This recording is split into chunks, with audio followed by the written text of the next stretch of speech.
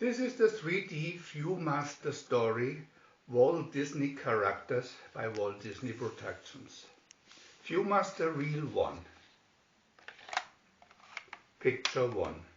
Mickey's birthday. It was Mickey's birthday and Minnie Mouse sang as she cleaned her house. She had just finished when there was a loud knock on the door, and in came Goofy and Donald Duck, struggling under an enormous parcel. "It's our present for Mickey," they panted. "It's the biggest we could find." "Isn't it large?" cried Minnie. "Put it down here and run and hide in the kitchen. I hear footsteps." Peering through the keyhole, she whispered excitedly, "Here comes Mickey, everybody hide." Picture 2. As Mickey came nearer, Minnie hid behind the enormous package. A loud knock and in came Mickey. "Anybody home?" he called. Then he saw the big parcel. Suffering cats, what a parcel! It must be somebody's birthday. At this, Minnie popped out from behind the present, and Donald, Goofy and Pluto rushed into the room yelling, "Happy birthday!" Minnie could wait no longer. "Mickey, you opened that parcel. I'm longing to see what's inside. They haven't even told me." Picture 3. Mickey untied the label, which read, "To Mickey from the gang." And from all the color paper and ribbons, there finally emerged a harmonium. "Just what I wanted, a harmonium," he cried. "Play something for us, Mickey," asked Minnie, and Mickey swung into their favorite song, "Swanee River." Picture 4. Alone in the kitchen, Goofy was in trouble. While the birthday cake was baking, he was busily stirring the fine caramel icing, but it all boiled over on the stove, the table, and the floor. Not to worry, he thought, and opened the oven door to bring out what should have been a light, fluffy cake. It was so heavy that it slipped from his grasp and splintered the floor as it dropped. "Gosh!" cried Goofy. "Not very light and fluffy, is it?" Picture 5. Back in the sitting room, Mickey was playing all the tunes he knew. Suddenly, he burst into South American music. After some rumbas, he left the harmonium for a pair of maracas. "Shake those maracas, Mickey," shouted Donald. "Minnie and I will show you a real rumba." Picture 6. Back in the kitchen, Goofy had dug the cake out of the broken floor, put what was left of the icing on it, and lighted the candles. Now he came staggering through the swing doors, barely able to hold the heavyweight cake. "Make your wish, Mickey, and blow out the candles quick. I can't hold it much longer." Then the door swung back on him, and the cake fell out of his hands. Picture 7. Tragedy! Mickey's birthday cake was ruined, but he soon cheered up all his sad friends. "Hey, hey, no, we won't have to cut the cake, and all the candles are out, so I'll get my wish. Do you know what it was, Goofy? To keep my friends forever." This made them all happy, and, joining Mickey and Goofy on the floor, they voted the cake a smashing success. VIEW-MASTER Reel 2. Deep Sea Diver. Picture 1.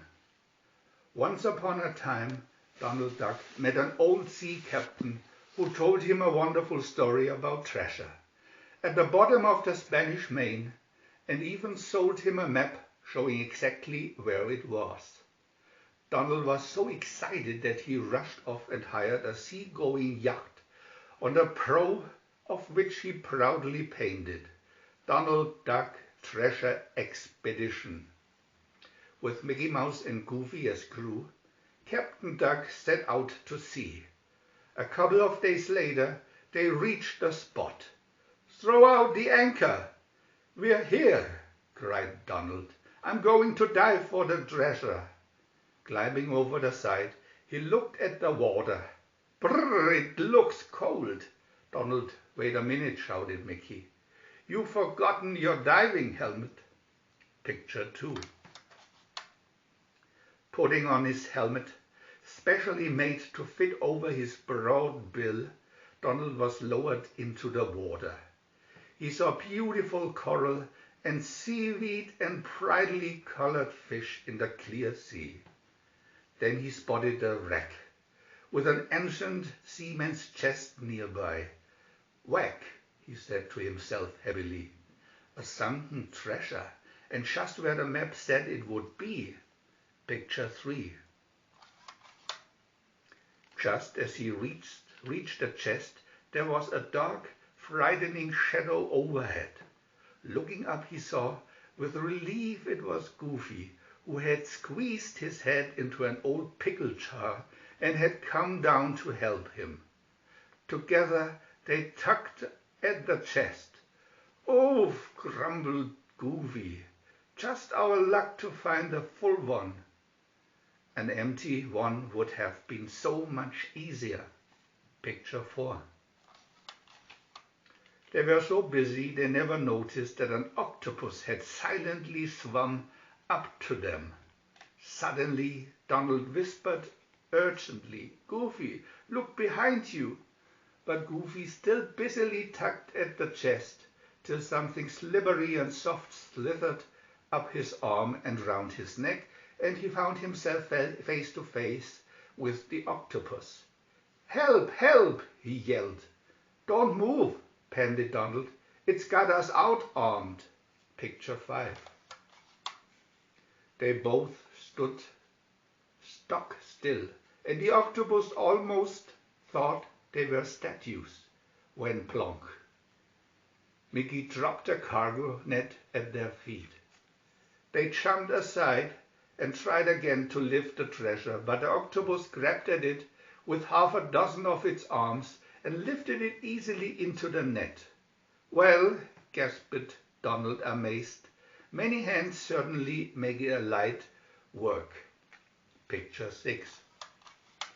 He gave the rope 3 sharp tugs as a signal to Mickey, who soon had the net with all its cargo aboard. When Mickey saw the octopus with his friends, he almost fell overboard with fright. "Don't be afraid of our octopus friend," said Donald.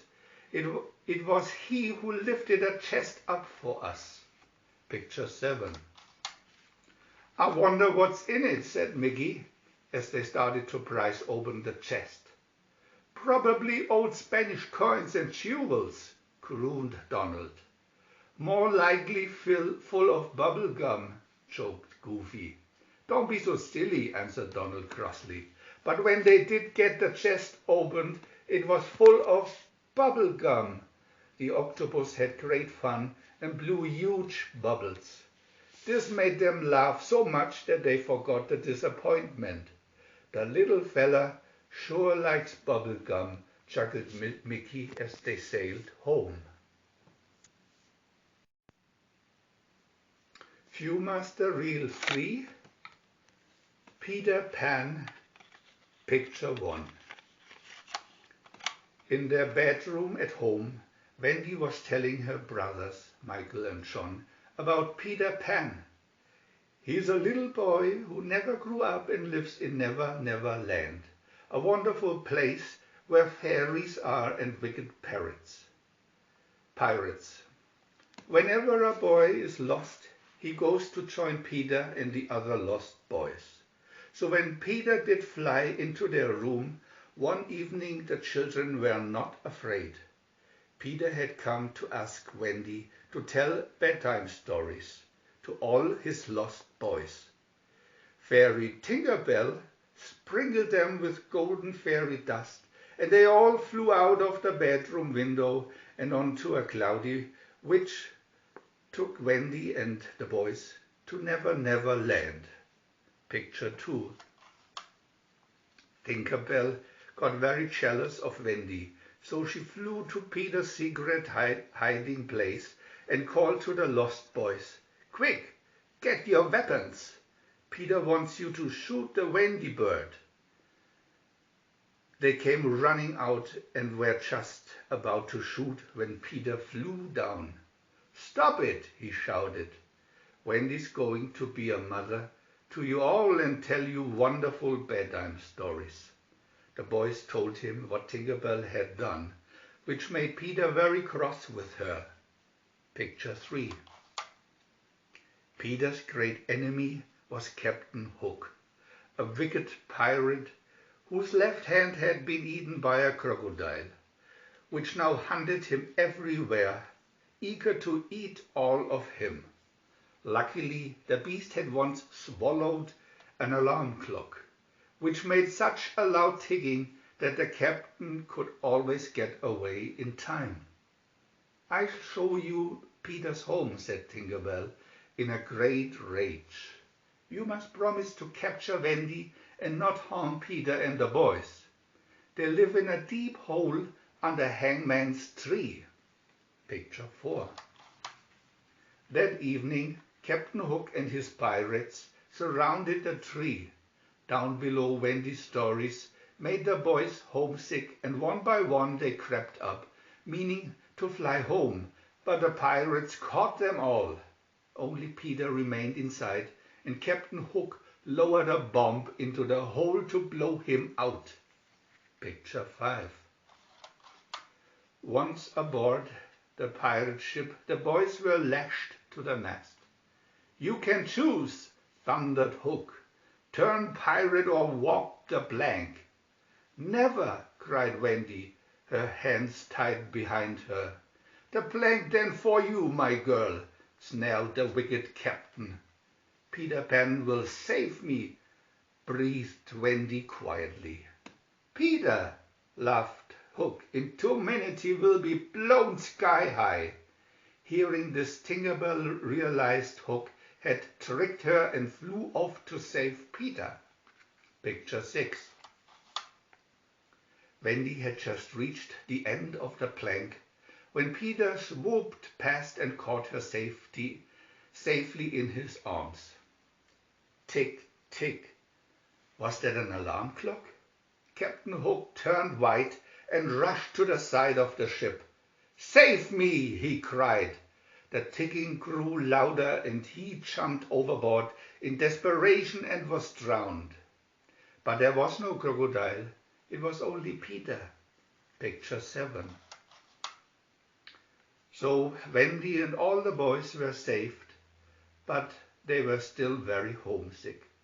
So Tinkerbell, happy to be rid of Wendy, sprinkled the whole ship with fairy dust. Wendy, John and Michael sailed safely home, right into their beds, and woke up next day after a wonderful dream of Peter and Captain Hook and the Never Never Land.